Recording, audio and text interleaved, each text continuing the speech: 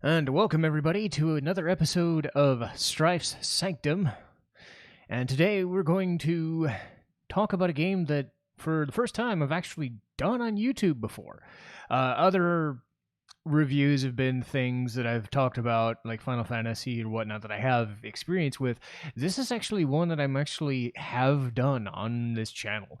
And to be fair, it was actually probably my most popular of my playthroughs on my channel thus far through the past year or so. And that is Ys VIII, Lacrimosa of Dana. Now, if I slip up and say Dana, that's just because it's my pronunciation of it. Dana is the one in the game, so I will try and go with that. Anyway, but as people know, when I played the game, I did a sort of mini review in the final episode. But again, there's only so much you can really dive into when the game's playing and you try to make an episode like go a certain amount of time. So I had like 5 minutes of a review. This is going to be a little bit more extensive and a little bit more thorough, and an exploration as to why Ys has been one of my favorite franchises over the past, I'd say, 10 years going. Even though it's been around way longer than that, it's been around 10 years since I really got into it. And I've played the most recent game too, so I can compare that as well. I am going to do a review podcast on Ys IX as well. I won't do them back to back, though. I do definitely want to talk about Ys VIII instead, because of the two. This is just so much better, it's not even funny. But, as I said in the playthroughs of Ys VIII, they throw so much in that game, but they also don't throw anything to chance.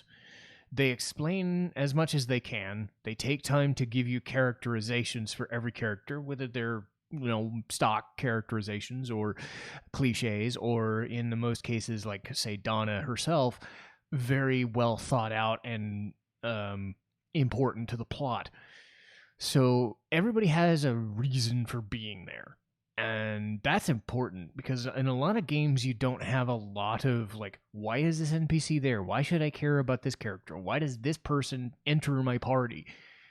Nothing seems to have been left to chance when they designed this game. And they designed it way back in 2016. And again, this has been their 8th go-round. They've had other games in Ys franchise, but the guys who made it, Nihon Falcom, have actually been making Ys games since 1987. So that should tell you how long they've been at this and how long they've done a lot of, ports, re-releases, and the like. And this game actually came out for the PlayStation Vita way back in 2016. It was ported to the PS4 a couple of years later. I streamed the PS4 version, and I played on YouTube. I recorded the version on YouTube from the PS4. And it's my favorite. It's not even close.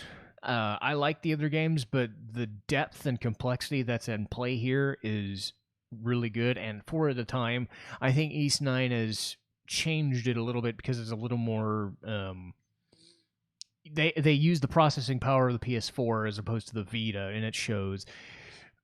But as far as a game, as far as a structured game and experience, this is like 2 games in one, versus what Ys IX was kind of a shell of a game and went by kind of quickly. But before I get going on Ys VIII and Ys IX, I do want to mention Ys versus Trails, because I know if somebody wants to... I don't know if anybody brought it up during the playthrough, and I'm kind of shocked they didn't, because Trails seems to be the franchise that people talk about more when they mention Ys and Trails. It's made by the same company, but I made this comparison in the first episode where Ys is like a Pirates of the Caribbean type action adventure blockbuster movie. There's not a whole lot of stuff that's hidden from the player. I mean, outside of story beats and the like, but the gameplay is fast. The gameplay is quick. The enemies are on screen. It's almost like a Zelda game in a way. Like, everything just kind of happens. The story is the traditional RPG. Like, here's a cutscene, here's a character talking, and, you know, you level up and you gain skills and all that stuff. But it is a lot more accessible to people who are just looking for an action game, or somebody who likes the action-based RPGs like a Kingdom Hearts, or if you ascribe to the Zelda is an RPG thing like I do, a Zelda game, because that's really what it looks like. It has a different combat system, of course, but that's the idea. You're on the screen, the enemies are on the screen, you fight them. It's not a turn-based battle system as opposed to Trails, which is turn-based, but they're very dense. The writers of that franchise have spent 20-some years creating a story, and even though they change the settings here and there, they try their best to make every character mean something, every character have a little nuance to them, have everything mean everything, and it gets a little bit too much. I mean, it's almost like a Harry Potter or a Lord of the Rings, as best as I can tell. I don't read those franchises, but in terms of like depth and complexity of characters and world building, Trails is just an island to itself. Ys doesn't have that problem for me, and that's why I've always kind of enjoyed those games more instead. It doesn't mean I'm not going to play Trails one day if somebody didn't ask me to do it or watch them or whatever, but to me, Ys has just been way easier for me to stomach as a 30 to 40 hour experience, in this case maybe 60 to 70, because you don't need to play all the other Ys games to know what's going on or know these references or whatever, versus say something like Trails of Cold Steel, which does have references to the other legends of, you know, like Trails of the Sky and other things like that, or, you know, going out of order and missing who this character is and why they matter. Ys only has about 2 or 3 characters that stay around, so it doesn't really matter all that much. In Ys IX, they took a lot of what they built in Ys VIII and reworked it for a more urban setting, but I don't think they captured as much nuance in the story as I would have liked. Their structure for that game was, we have a character we're going to introduce. Here's the character we're going to introduce. Let's go to a dungeon. Let's fight that thing and get back what they want and then go. And then the story is fleshed out a little bit here and there, but it's not nearly as centralized as Ys VIII is. Ys VIII is about one character, and one character in particular, and everybody else is kind of revolving around that, but it's not even at all himself, which I'll get into when we get into characters, and we might actually... Well, we won't get into that just yet. We'll get into the plot. As I stated before, 8 doesn't have to go after 7 or 6 or 4 or even the first couple. If you haven't played an Ys game before, Ys VIII is actually the best one to start with because it's the most current and modern. Ys IX is the most recently developed, but as I said, it's not better. So I would fish out Ys VIII for cheaper on the same system, the PS4 or a PS Vita if you have it, and you get a setting that doesn't have to take too much setup. It's not a dark game. I think Ys IX tries to go for a darker aesthetic, a more like Persona, mature, like this is like a dingy dungeon crawl kind of thing. And this is more, you're exploring an island and trying to figure out an island mystery, but you're also trying to get off an island. It's Lost. I remember somebody saying, well, they took everything from Lost. Well, okay, I had never watched Lost, so what do I know? But if you're into the shipwrecked on an island and you're fighting your way off it kind of thing, or a Castaway as, a movie, that sort of thing, that's what you're getting with this.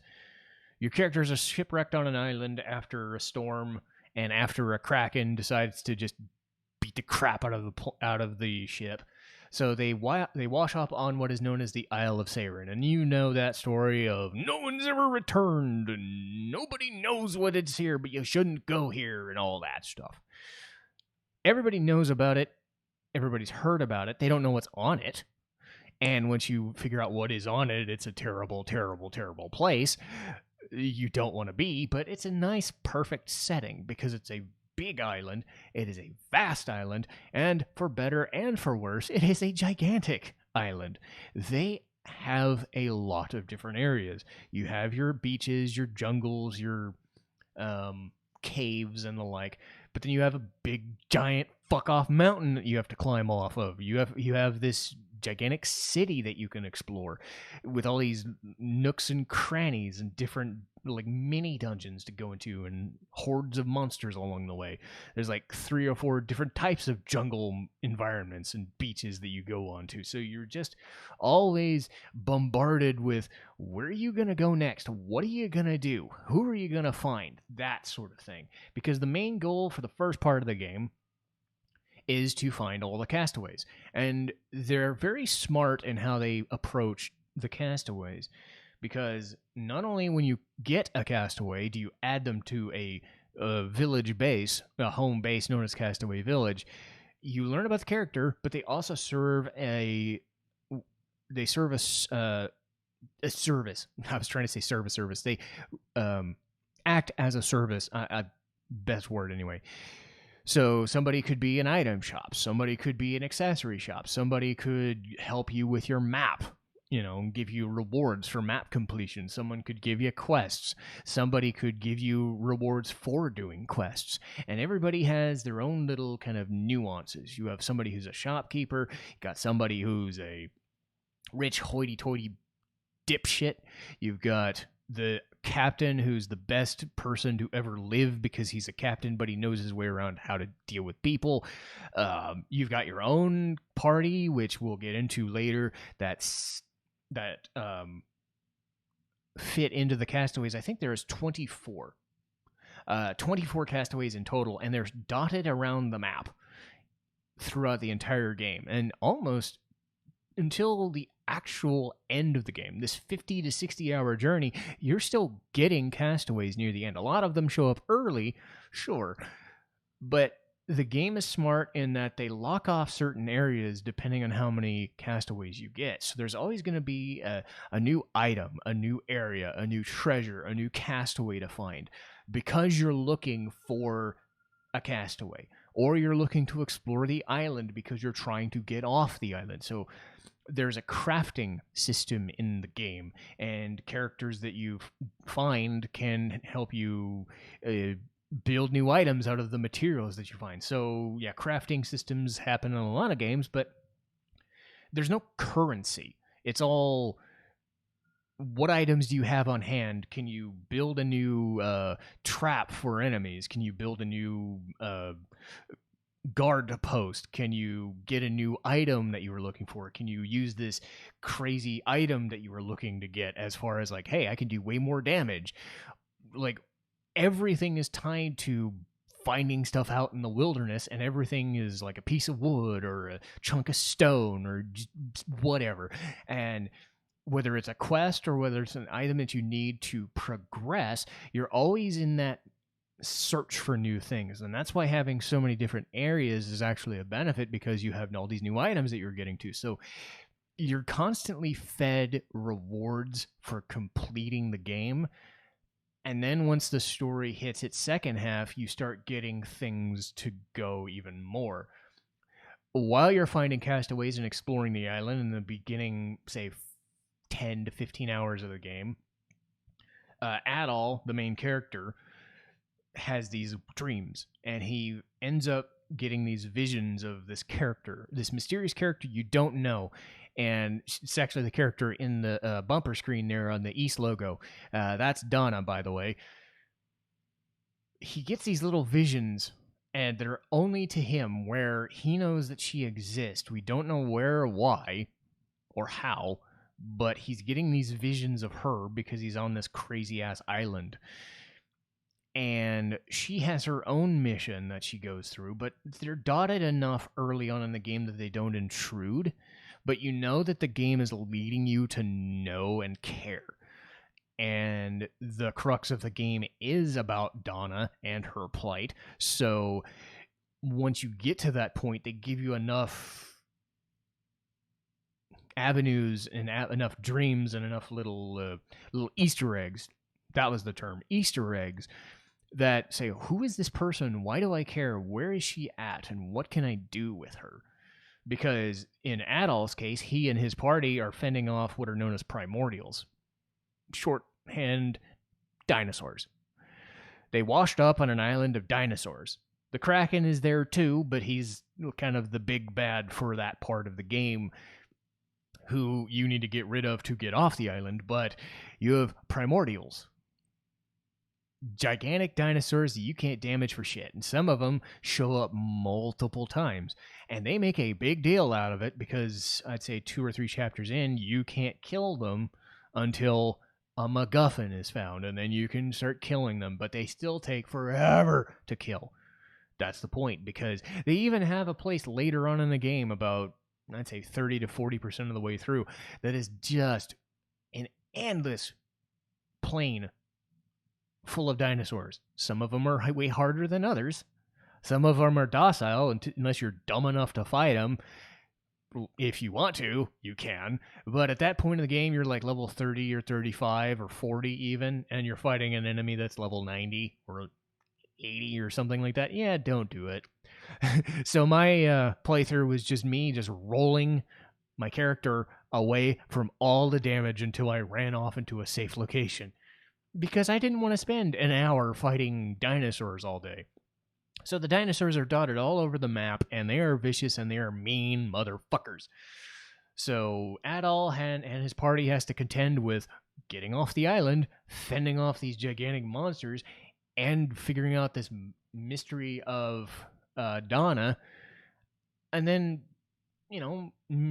little way through chapter 2, you have this crazy serial killer thing going on.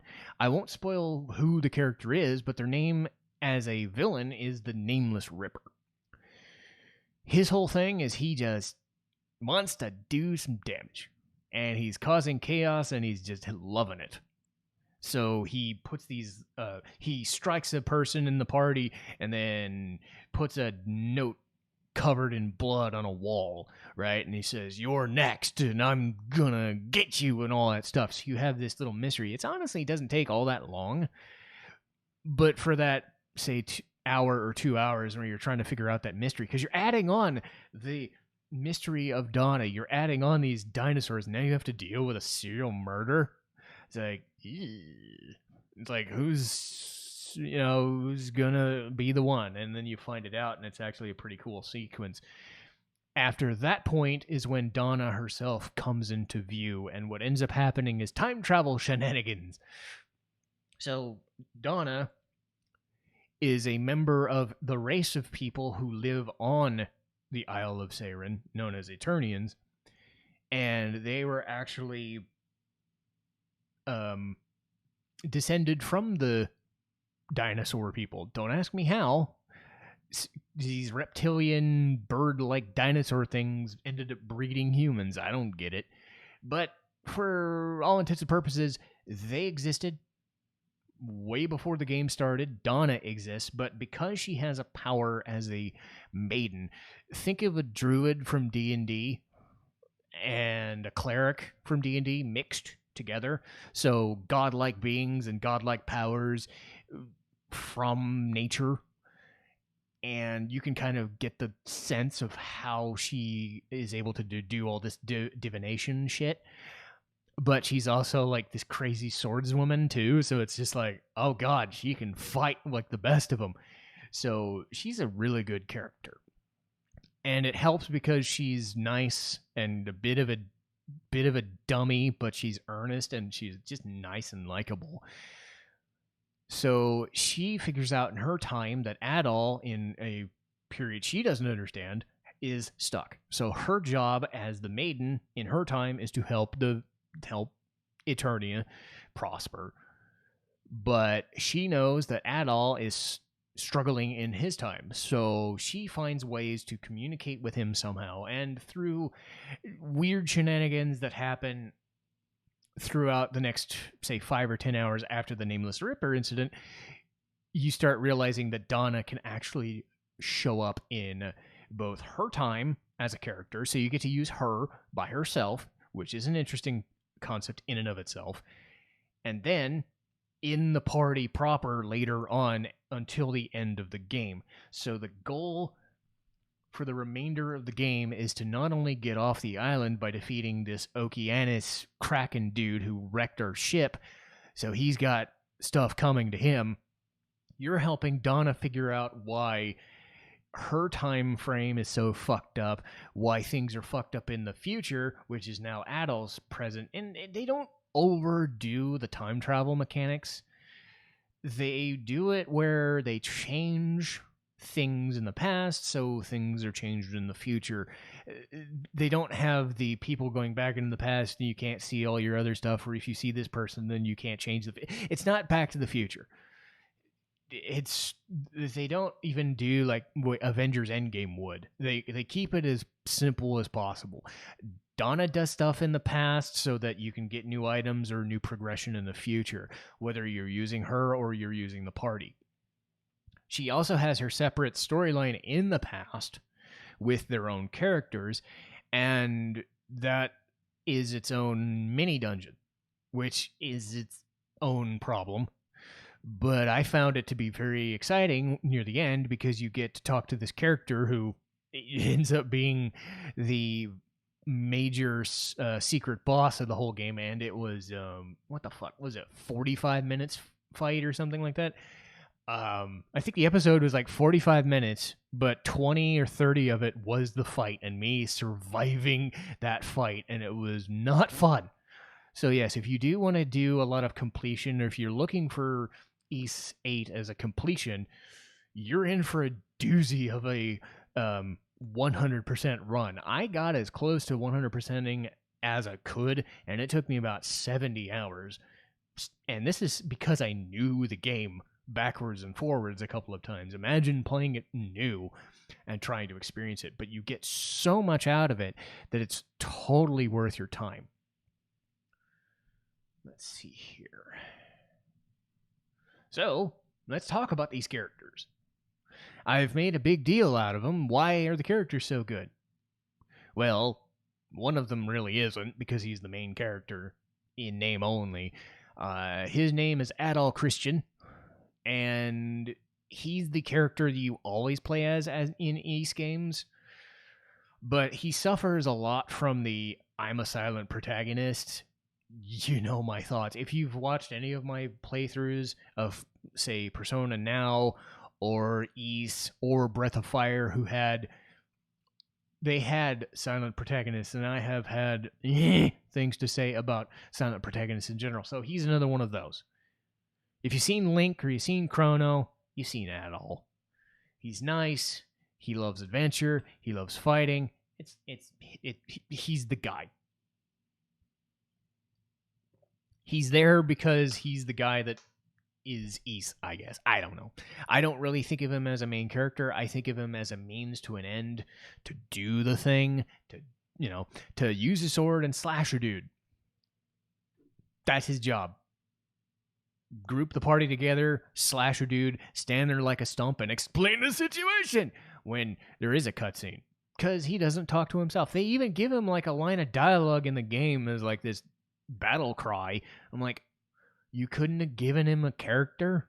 Like, you have a voice actor ready-made for him. Why do you not give him a story? Ys IX is even worse because they give him like narration at the beginning of the game and a few more sequences, and it's just like, just make him a character already. I know what he is, but you make him a character. The self-insert doesn't work for me. So, at his side is a guy named Dogi. Dogi was in several other games, whether he was a playable character or just a side NPC. He's been Adol's friend or rival, mostly friend, and even party member sometimes. His job is to punch and to stand there and wait for stuff to punch. He's the big burly dude to Adol's lanky swordsman guy. So Dogi acts as a party surrogate in the Castaway Village, and in this game, since he's not a character to use, he's more of a dialogue dispenser and side quest giver and stuff like that. It's been disappointing because you've used him in other games, but it's fine that they keep using him as the secondary character, the secondary main character, I guess, because Adol's the one you actually control. It is nice that they keep Dogi around, even though in this game and others, he's just there just to be your friend. But that's fine. I've spoken of Donna Eclusia so much, and I'm so happy to talk about her some more. I've said it before, and she's a swordsman that uses 2 swords, and she spins around and she does crazy acrobatic swords attacks, and she uses a lot of ice attacks for damage. She's just a thrill to use. Adol is pretty well rounded, and Donna is pretty well rounded too, but the fact that they have this like flurry of like blades and ice and stuff going on the screen whenever she's fighting, it's really nice. In her own timeline, she actually gets to use separate skills. So because she's by herself, not only does she get the multiple swordsmanship trick, she gets to do stuff like when she gets a new skill to fight a boss, it'll be this like gigantic tree trunk of a club. And for people who are a fan of those slower, beefier attacks, like that's what she does. She'll just use this attack pattern and just wreck face and break an enemy down in short order. Or you can do a more offensive and, you know, evasive kind of attack style where you use these like lightning daggers, or it's more like a gun actually. It's like these little like pew pew pew attacks, you know, and you're just kind of like careening across the screen, almost like Magus from Chrono Trigger. Not even you're hovering over the screen. You're not even running around. So she gets to act in 3 separate attack styles in her past life to compensate for the fact that you have 3 characters in the modern era. In the modern era, she acts as Adol's double, so where if you don't need Adol in the party, you can switch him out for Donna, which is what I would do all the time, and have her use her swords and do that sort of attack. You also have another female character known as Laxia von Roswell. Her main job is to be the, what do they call it, tsundere? You know, those types of characters who make a big fuss but are actually like really soft-hearted but don't want to show it, you know, that sort of trope. It's really dumb, but she plays it really well. She's Adol's second in command basically until Donna shows up, so she's the second character you get in the party, and they make a annoying fan servicey thing about it. I'll go over that when I go over the cons of the game.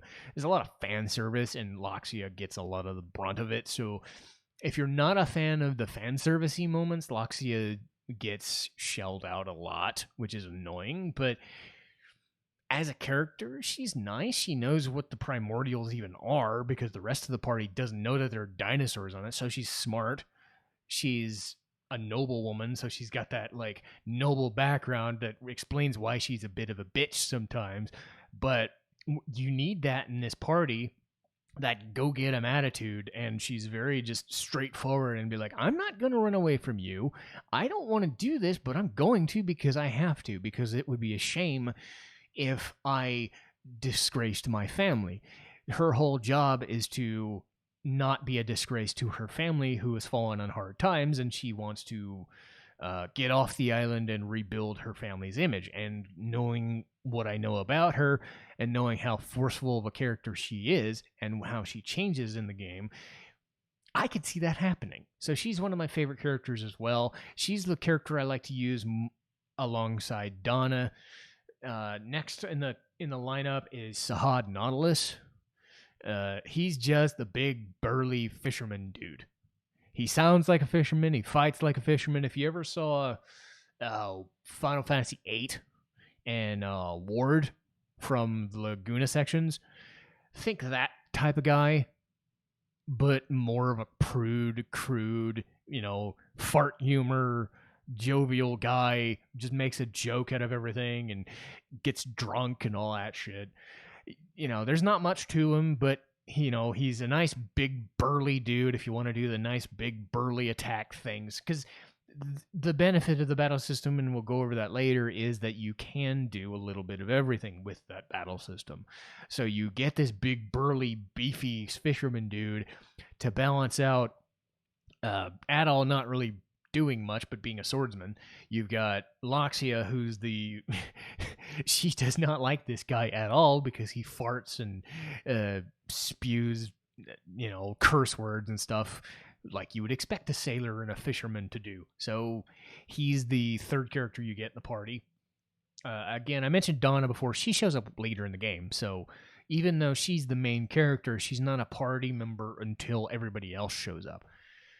Next up is Hummel Tribaldo. He's played as a straight man, and a mysterious straight man who is there to do a job. He's there to be a transporter. A transporter, according to him, is a man who is a professional. You fit a schedule, you do a thing, you don't waste bullets on things you don't want to waste on, or you kill the things that you have to get your job done. And yet he's a juggler. He loves soap. He loves being clean and cleanly, and he's played for comic relief when you get him to talk. If he doesn't talk, he doesn't do much. He's there to be the guy who you can bounce off of to do fun stuff every once in a while, but in the subtle. If you want the in-your-face comedy, you can do your in-your-face comedy with stuff like Sahad does, but if you want the subtle, I'm a lot funnier than I give credit for, Hummel is your guy, because he just played very nice, very easy, very forward. Not much to him, but when they give him time to be on screen, he shines. There's also the last party member that you physically get as a party member is Rakota Beldine. And if you've played any JRPG, you know that kids are the most OP characters in existence. I've said this as a joke before. If 16 to 17-year-old teenagers with swords are Jesus Christ, then the 10-year-olds with sticks are Jesus' shepherds and other people. Something like that. Because it's just like, for some reason, 10 to 12-year-old kids, and especially girls, seem to be way better at fighting than these hardened veteran people with years of fighting experience. So she's a bit of a feral girl, and she fights with these like bongo stick things, like maracas looking things, and they're on these chains that just do these crazy combos. She doesn't have a lot of HP, but she's the fastest party member. She's just a thrill to use. I'm a fan of the faster characters, and it helps that you've got this girl who is just like, what is that? What is that stuff? I want to see all that stuff. She's curious to a fault. So she joins the party because she's the nice girl, but she's also like, I want to see everything. It's like, everything is awesome. That sort of thing. And it might grate on your nerves, but the way they present her in the game is subtle enough that it's just like, she's just great. Because you know that she's one of the fun characters to use. And I am a big fan of using Donna, Loxia, and Rakota more than the other people, just because I like their characters more. But again, they give you 6 characters that are viable. You can use them all, and you should use them all, because of the battle system being the way it is. And then you have your castaways. As stated, they can range from sailors on the Lombardia, the ship that was sunk, to people who will cook stuff for you, a couple of nobles, artists, painters, other commanders, commanding officers, medics, just any type of person with any type of skill you can think of probably was on that ship and was stuck on the island. So your job is to find them all and have them help you beat this game and get off the island. So they will join you here and there as NPCs in Castaway Village. They are not actually party members, but they will help you in spots with little skill sets and little quests and things that you do around, because there's always going to be quests that you can do in between your forays into the search for items to build a ship to get the fuck off the island, and then later on to figure out what's going on with Donna. So again, the game is structured in the way that you find castaways first, you figure out how Donna is in your timeline to begin with, and then you help her later on in the game, but along the way you're also helping further castaways, and then you're trying to get everybody off the island as best you can. I won't go into these story spoilers too much, and I mean, if you've seen my entire playthrough, one, thank you very much, because it was a long one, but the story itself builds on itself very well without being obtrusive. So I think all the characters play their parts very well and are very fun to use. So it's just a thrill. 1 second while I get some water.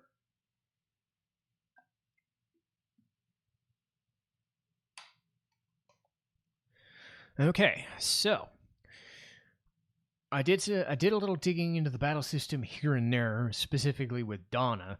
So we've talked about how Donna's system works in her section. With her section, she has a normal fighting style, which is, well-rounded and works against lots of people. You got a big burly stick that hits hard and really doesn't do much else but hit hard. And then you've got the faster, quicker, speedier kind of attack pattern. That was done because the main modern era fighting system is a tic-tac-toe battle system. So enemies have weaknesses, and each character is divided into 3 specific groups, so 2 per group. Adol and Donna are slash types, so they will do damage with well-rounded slash attacks to just do, wolves, beasts, plants, you name it, that sort of thing. They will do damage to them. If you have Loxia and Hummel, who have a rapier and a gun, or a bayonet, they can do pierce damage. So they're good with flying types who are in the air. You can knock them out of the air and then start piercing through their armor. Or anybody who, is just smaller in general, and you can stab through them and do damage that way. Sahad and Rakota dabble in just bashing, whether they bash with a harpoon stick, like a half of a harpoon from a harpoon, or in Rakota's case, the maracas of doom. So they strike harder enemies like primordials and enemies with shells like turtles and the like. So everybody gets to do that because you have to break enemies. You have to break enemy guard, and each enemy has those specific weaknesses. It was something that they introduced, I believe, in Ys VII. I believe that's when it started. I know I saw it in Ys Memories of Celceta. They've kept that sort of system going for the last 4 or 5 games. They used to have it where Adol was the only character in your party, so all he'd have to do is either use a sword, or even in the early games, just run into enemies with the bump system. So run at them from the side and do damage. So they've had a couple of different battle systems. This tic-tac-toe fighting system has been the one that they've stuck with. It just makes sense. It gives party members that you wouldn't use a reason to use them. Like if you're damaged, like say if you get hurt too much, you can swap in a second character to do the job too. And the game will even prompt you and say, oh, well, this person will be good against this character, so use them instead, as your party member. If they're not in your party, you can actually take less damage. So one of the keys to the battle system is to do as much damage as you can with one person, switch to the other person so that they have a full health bar, because they, for whatever reason, don't get hurt if they're in the back, or they don't get targeted, or whatnot. They can still do damage in the party, but they, because they're not being focused on as the main character, take way less damage. Damage hurts even on normal mode, much less any of the harder or extreme modes. So you do need to balance out how much HP you have versus how many items you have versus how many party members you have. There's a healing mechanic if you stand still, but it's not very viable. Your best bet is to switch out party members when they're not healed, and then when everybody's hurt, either use some food or some items to heal up as fast as possible, or hope that you find a save point which will heal you automatically. So they do the Final Fantasy X thing where it just heals you once you find a save point. As stated, there's crafting, and everything has to do with crafting. So you get better weapons, you get better items, you do this. If you go up a mountain, if you go in a cave, if you go into a boss dungeon, you're finding items. You're crafting stuff all the time. You're crafting for everybody. Crafting is currency in this game. And it's fun because you're on a deserted island, it makes sense that you'd be wanting to craft a bunch of shit. So you don't have money. You have items as your money. So you barter and you try to get the right items for the people in a quest, or to get a certain specific item for defending the village, or getting a better weapon, or whatever. So I've said this before, but everything has to do with finding items. It can get a little annoying later on when some of the more rare items start showing up and you really, really need them, but I think the game does a good enough job of not making it so rare that it's insufferable. Getting back to in battle, you have Flash Guard and Flash Move. Alongside the tic-tac-toe battle system, you have what is known as Flash Guarding, where if you hit a certain button at the right time, you defend, and every attack that you get for a, say, 2 or 3 second window will be a critical hit. Or you can do what is preferable and is known as a Flash Move or an Evasive Move. If an enemy hits you, they do a shit ton of damage, whether they're a boss or just a normal enemy. Not insurmountable, but enough that if you do get hit enough, it just adds up really quick. So, if you're able to do what's known as a flash move, apologies if you heard a siren. I don't think you would hear a siren in the background, but I did hear a police car just now. So, gee, thanks. Trying to do a podcast and stuff happens. Anyway, flash move is if you avoid an enemy attack at the precise moment that you need to, and some are easier to do than others, but it could be a fireball, it could be a heavy strike, it could be just normal attacks. You get like a 2 or 3 second window where you get bullet time, and you get to do way more attacks. They aren't critical hits, but you can actually chain them both together. If you're able to do a flash guard and a flash move, you not only get the bullet time effect, but you get the critical hit effect. So if you're able to do both at the same time, you can really do some serious damage. And it, even with bosses, it still matters, but it's a big deal when you want to break an opponent and do more damage. There's something known as the stun and break mechanics. Stun is they're just on the ground, they're paralyzed, they're still taking the same amount of damage, but they're stunned. When you break them, they don't move and they take a serious shit ton of damage. So your job when you're switching out all these attacks or doing flash moves and whatnot is to chain everything together so that the enemies that you fight are broken. It's a lot harder on bosses, but the bosses themselves have their own meters that go up and up and up and up as you do damage to them. And then you get this like 10 to 15 second window to just wail on a boss and then redo it and try to do more damage. So it's not as I don't think it's as like, say, annoying or wonky as like Final Fantasy Remake made it. If you remember playing Final Fantasy VII Remake, if you played it at all, they have break mechanics in there too. It's fairly similar to those stagger mechanics. So if you've played Final Fantasy 13 or 7 Remake, it's essentially the stagger mechanic. You break an opponent so you do more damage in this big flurry of damage.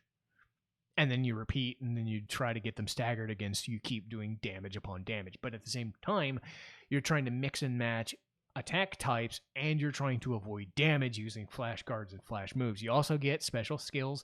Everybody gets a set of like 10 to 15 different attacks that vary from straightforward attacks to area of effect to stuff for flying enemies to stuff in a just stuff in a circle, not really area of effect but just in an immediate circle, or stuff in a cone like straight in front of you to like a spread shot kind of thing. Everybody has their own like skill set, and you can find ones that do the best for you, and they have their specific stats of this one breaks better, but this one stuns better, but this one does way more damage, and they rank them based on all of that, so you can kind of gauge which 4 skills you want to use for a certain character. So there's a little bit of variability for everybody involved. So everybody just gets a lot of fun, unique stuff that you can do with them. Alongside with all the bosses that you fight during the game, and there's tons and tons of them, you also have what are known as raids. And in the PS4 version, you actually have hunts. But raids and hunts are fairly similar. Raids, I'll talk about more specifically. I talked about defending Castaway Village before. Raids happen because dinosaurs or other monsters or bosses or whatever are breaking through Castaway Village and just want to wreck shit up. They weren't sent there by specific means. I think later on in the game they do try to tie it to the plot, but for all intents and purposes, monsters are coming to kick the shit out of you, and you got to defend the village. You have to do like a tower defense minigame kind of thing. Avoid having the barricade destroyed, so you level that up first, and if you level it up enough at a certain point in the game, you're just like, they won't take damage. The barricade won't take damage unless you want it to take damage. So you can just fight and fight and fight. Because the raids exist in a weird battle arena, every castaway that you have can help you build up your skill gauge or build up your extra damage gauge or just heal you for extra damage. So you can just hack and slash. Certain parts of the arenas, you fight the enemies there, then you jump around and you fight them in there. Sometimes they ambush the barricade and you have to fight them over there.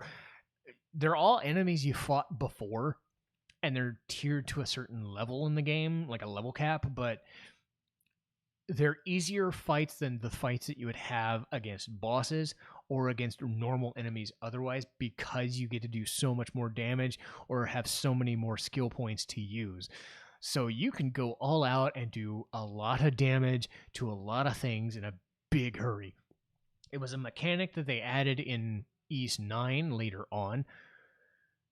I think that's fairly similar, and it's not really changed. In both games, you're going to get a fun change of pace battle system when you get to do a raid or a defense battle. So they've added a couple other ones to Ys IX, but in general, the idea is there's a shit ton of enemies coming, and you got to beat the crap out of all of them. So raids are probably the best part of the game when it comes to the battle system, because you can just let loose and mash buttons. Another good thing Ys does, and Ys has done for a long time, is music. And Ys VIII is yet another in the strong lineup of, oh my god, I love this music. It's just, oh my god, I love all this music. It's so good. The opening theme, when I heard it, when you open up the game, you get treated to an instrumental version of the theme and then a little more somber version. If you let the game play out, you actually get the intro anime cutscene and you get a different version with a little more bombast to it. Either way, the opening theme is this nice little mysterious, just procession of instruments. It's just so nice. It's my favorite theme, and you hear it every time you start the game, and it's like, well, I'm already jazzed up for playing it because I just want it. It's almost like the prelude from Final Fantasy VII. When you hear it, you're just like, I want to play this game right now. I'm invested in it because it has that mysterious aura. And it plays itself out throughout the game as well, too, in certain spots. So you get treated to that theme, too.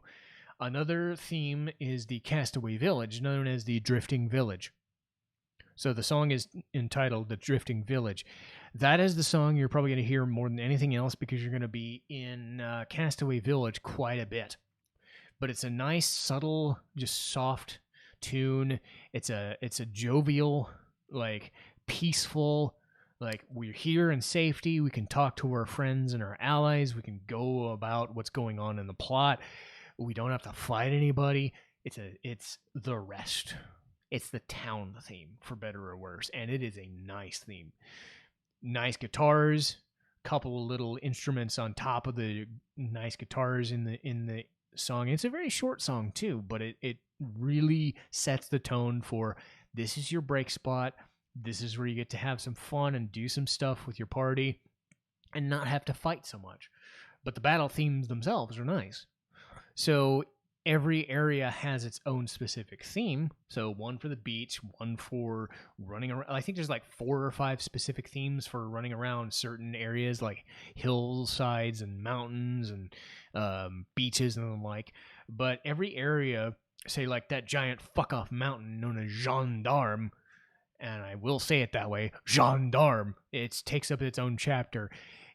It has its own theme. A certain couple of caves have their own theme. A tower in the middle of Dana's Eternian quest has its own theme. So every area, in most cases, has their own theme associated with it. But because you're not fighting in a turn-based battle arena, you don't have fighting themes per se. What you have instead are boss themes.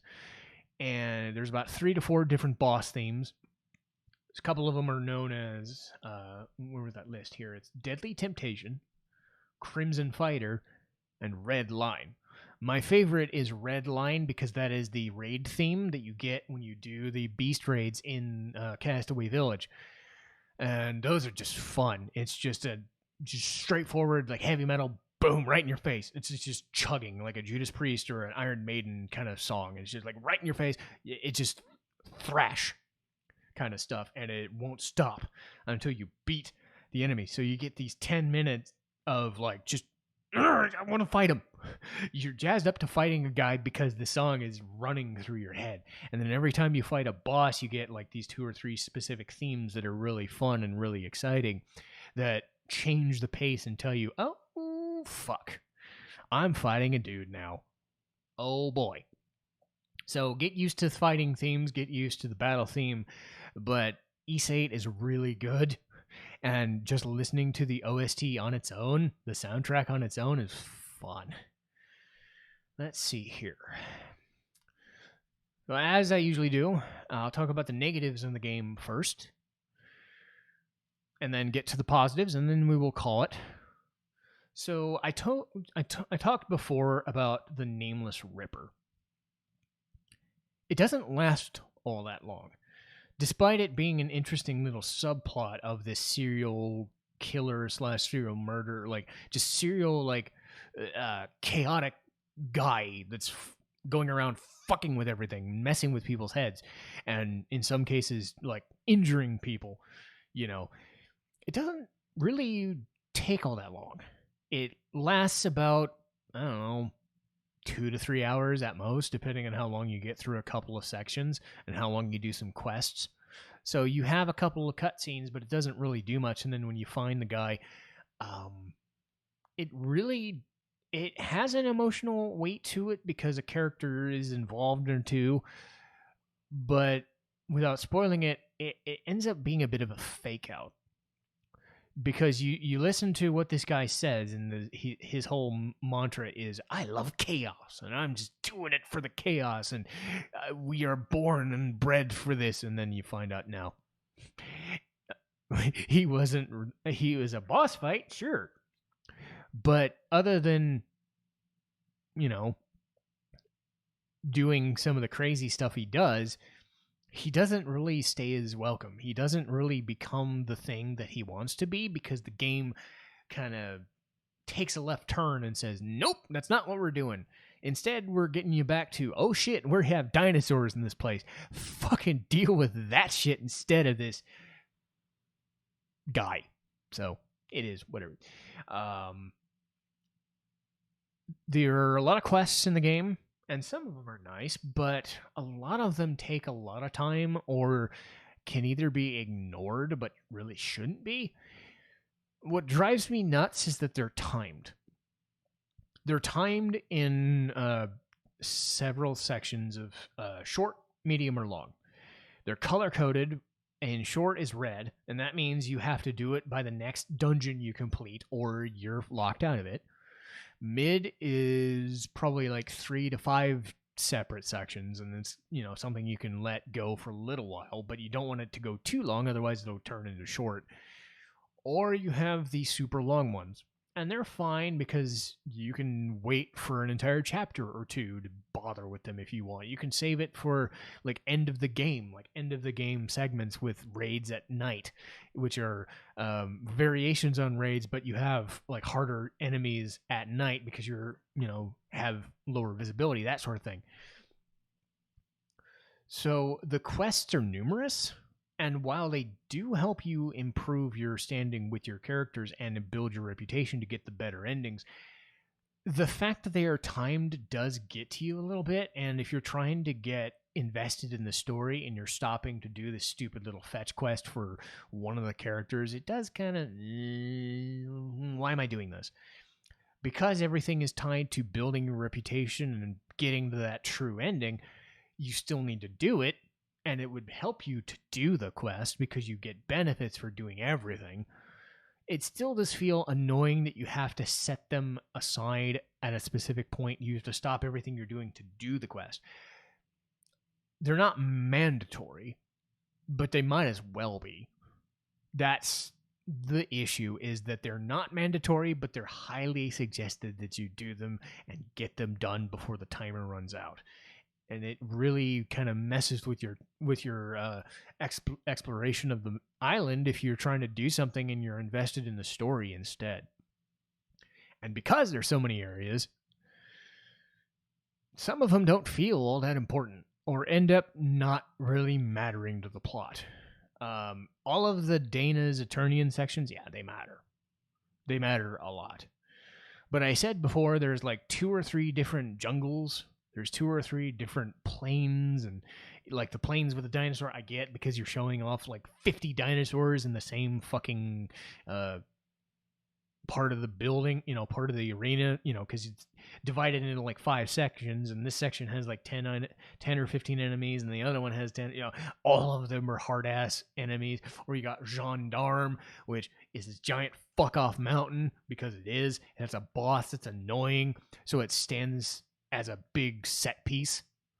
It's like, I get that. I get having those. What I don't understand is you have a jungle, then you have another jungle, then you have maybe a 3rd or 4th different type of jungle later. You have a pirate ship area, which is solely to build a character who doesn't really amount to anything to the plot. It's more to give Sahad a bit of a character and a bit of a story background, but given that most of the characters are developed via their side developments or just in the story, you don't really get anything out of that. So it just feels like, oh, they added a ghost ship section to add a ghost ship to get some undead guys. It turns out later that some of the items you get in there can help you find items to do other things. Like you get these like skills in while you're exploring to double jump or to kill undead guys or to breathe underwater and stuff like, and that's fine. But when you're talking about a game that already takes 70 to 75 hours to complete, you're giving us a fucking ghost ship just because every other game has a ghost ship. It's a cool section, but then it feels kind of padding for no real purpose other than, let's just do a pirate ship section because pirates are funny. I don't hate it in general. I hate that it adds to the game when you don't really need to. But I do give them at least credit for adding that in there because they give you so much to build the game around. I said before that this game is 2 games in one. You have Donna's story, which takes up the second half of the game, and then the first half of the game is the Castaways.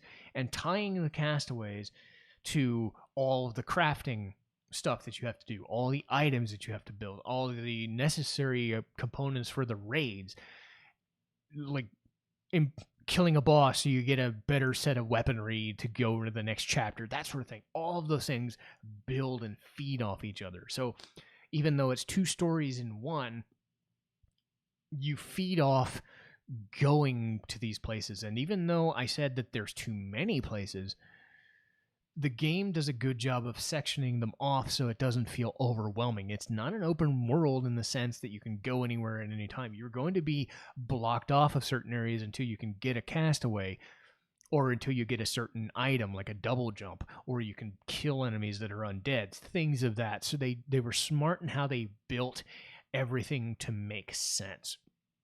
and to give the castaways their own time and their own uniqueness to what they can offer to the characters so that they can help you out of a jam when you need to build a certain item.